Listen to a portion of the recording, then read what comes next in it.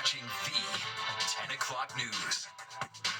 Earthquakes thought to be more of a West Coast thing, something many of us here in the tri-state area have not experienced. I know. It's new to me. And while they're rare on the East Coast, questions are now being raised on just how vulnerable the Big Apple is to larger quakes in the area. Fox 5's Jessica Formoso has more.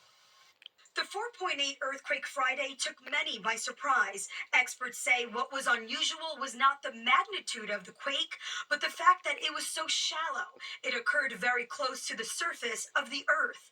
The question many have, can we ever experience a powerful, destructive earthquake in our area? With all the buildings, so that's probably the one who scares the most. Because New York, it never sleeps. You always have actions.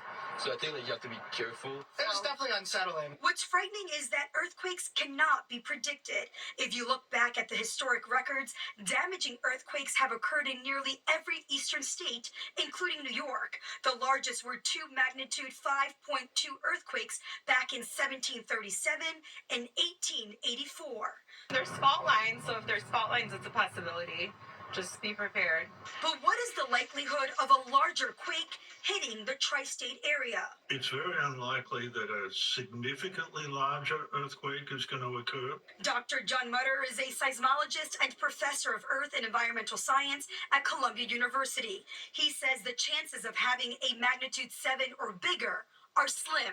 That said, New York's older infrastructure is not prepared for earthquakes. Our buildings are fragile.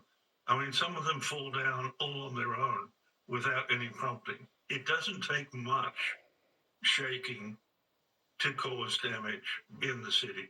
Now, some things to keep in mind during an earthquake. If you can get outside, do it. If you can't and you're stuck inside, make sure you get under something sturdy like a table or stand in the doorway. On the Upper East Side, I'm Jessica Formoso, Fox 5 News.